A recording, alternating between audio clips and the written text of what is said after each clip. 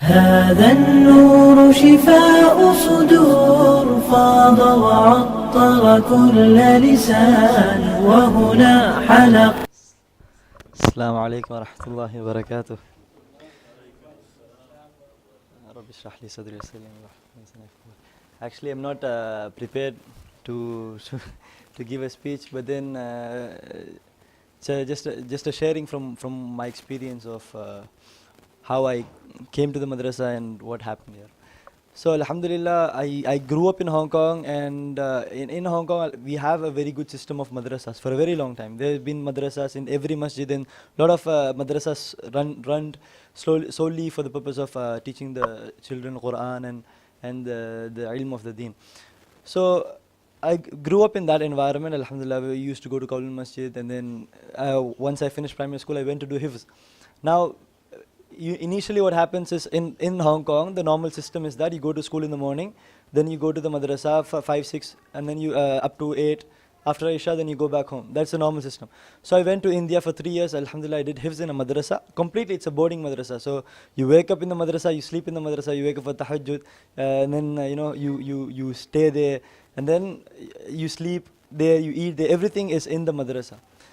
Then after that 3 years finished, I came back to Hong Kong. Alhamdulillah, and then I studied in Islamic Qasim Tate Memorial College, the school nearby. Majority of the students of this madrasa are also from there.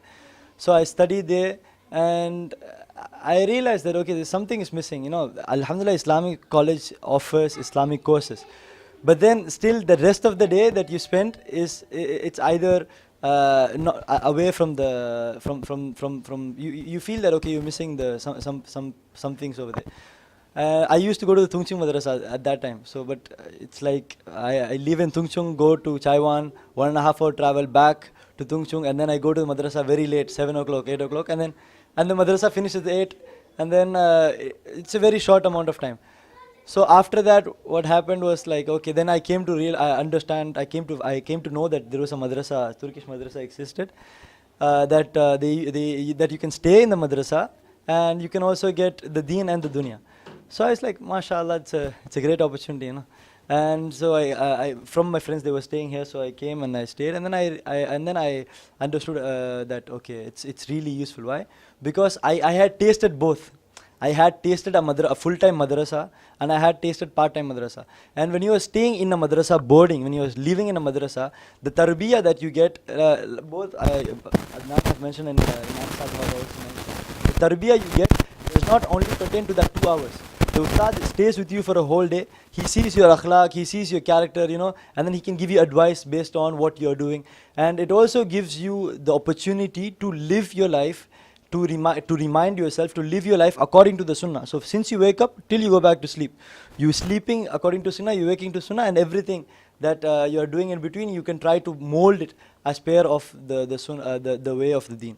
So that is the thing, and this the mahol that you live in will keep you safe from all the evils outside, the evils of the modern world outside.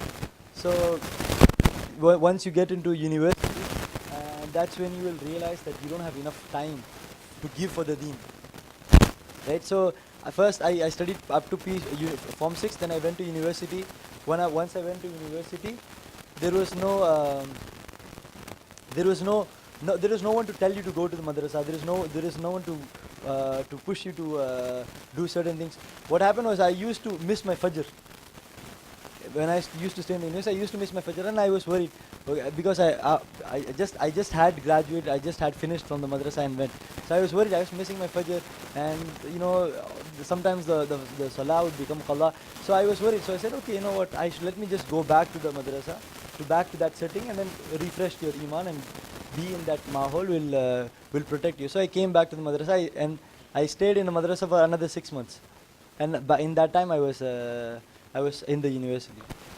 So after that, I had other plans. So I wanted to go for medicine. So I had to leave Hong Kong. So I'm studying in China at the moment.